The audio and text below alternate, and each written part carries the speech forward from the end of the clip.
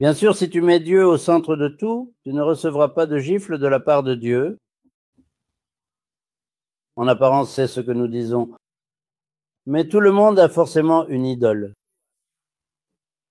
Certains adorent leur femme, d'autres adorent leur mari, certains adorent leur enfant. C'est comme ça qu'ils ont tué Al-Hajj Mansour et le vénérable Muhyiddin Arabi. Il prêchait ainsi depuis la chair.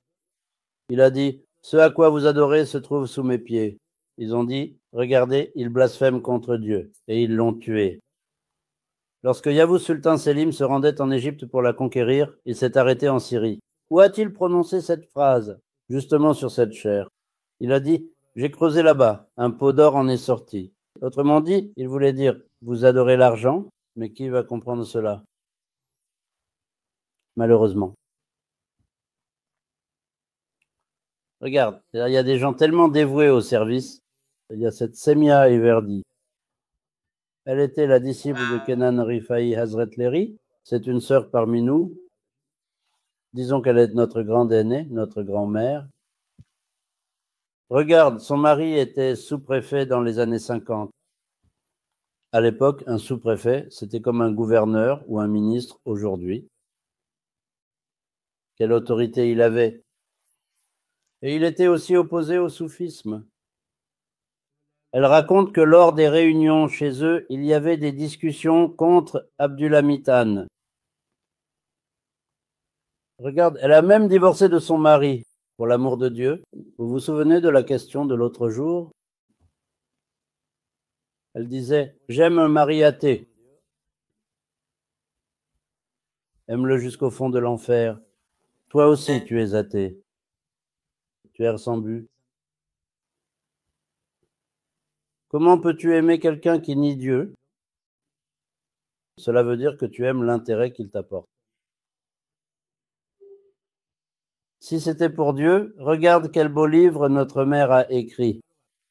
La plupart des sœurs connaissent déjà, mais je le recommande aussi à celles qui ne connaissent pas, qu'elles les lisent. Quelle dévotion elle avait pour son cheikh. Regarde, juste parce qu'elle était contre le soufisme, contre elle, comment sa mère s'est-elle opposée à elle à ce moment-là? Voilà, même les plus proches deviennent ennemis sur le chemin de Dieu. Elle disait, j'avais beaucoup de frères et sœurs. Ma mère les aimait tous et leur montrait du respect, disait-elle. Elle disait qu'elle ne m'aimait pas. Pourquoi? Comment pourrait-elle aimer, justement? C'est Dieu qui l'a aimée. Il ne veut pas que quelqu'un d'autre l'aime, ni qu'elle s'attache à qui que ce soit. Faites bien attention.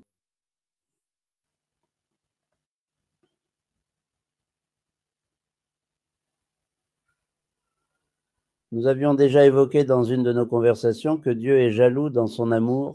Voilà le secret. Par exemple, quelles épreuves a traversé la Sainte Marie? Elle n'avait absolument personne. Un jour, elle priait en pleurant ainsi. Ô mon Seigneur, ne m'aimes-tu donc pas du tout? Je n'ai personne autour de moi sur qui m'appuyer, en qui avoir confiance. C'est parce que je t'aime, dit-elle. Est-ce que je ne t'aimerais pas? Pourquoi? Elle appartient à Dieu. En qui pourrait-elle avoir confiance? Regarde, à chaque fois que nous faisons confiance à quelqu'un, nous recevons une gifle. Mais lorsque tu places Dieu Tout-Puissant au centre de tout, plus rien ne t'affecte autant. Pourquoi? Bien sûr, aime aussi ton mari, aime aussi ta femme, que Dieu te récompense. Ils sont la couronne de notre tête, l'ornement de notre maison. Aime aussi ton enfant, mais ne le transforme pas en idole dans ton cœur. Demain, s'il leur arrive quelque chose, tu te révoltes. Quand tu t'appropries quelque chose qui t'appartient, n'est-ce pas? On est triste de perdre ce qui nous appartient, n'est-ce pas? Est-ce que ton beau-frère serait triste pour quelque chose qui ne lui appartient pas? Pourquoi serais-tu triste? Ce n'est pas à toi.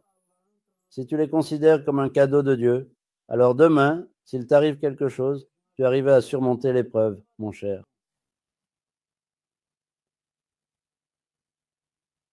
Mais si tu mets directement l'un d'eux dans ton cœur, que Dieu facilite tes affaires.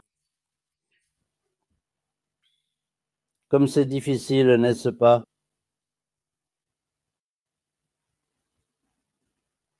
N'est-ce pas? Tu te souviens? Je l'avais raconté. Le vénérable Shahou Naqshband était parti en pèlerinage à la Mecque.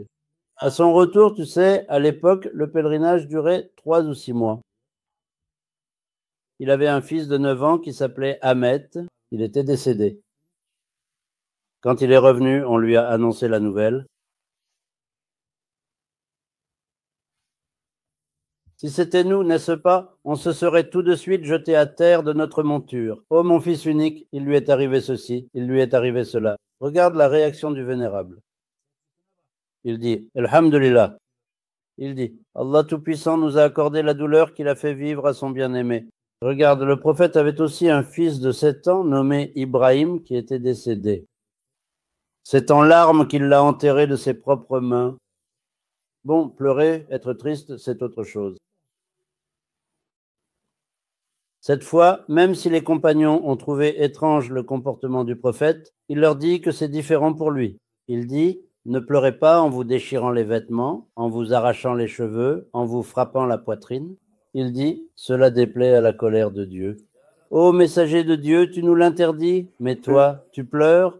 Il répond, ne pleurerait-on pas un enfant par miséricorde? Mais je ne pleure pas en perdant le contrôle de moi-même, ni en me rebellant contre Dieu. Il dit, mais celui qui n'a pas de miséricorde n'en recevra pas non plus. Tu vois la beauté de sa façon d'accueillir cela. Et alors, que se passera-t-il si tu cries et hurles? Disons que nous nous sommes tous réunis et avons pleuré jusqu'au matin. Est-ce que cela servirait à quelque chose, monsieur Aziz? Non, ça ne servirait à rien.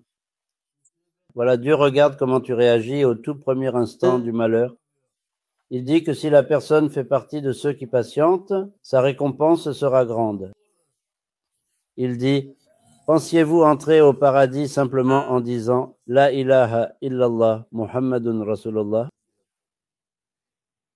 Allah le Très-Haut dit dans le verset sacré qu'il vous éprouvera par vos biens, vos vies et vos enfants, car c'est une partie de l'épreuve de la vie.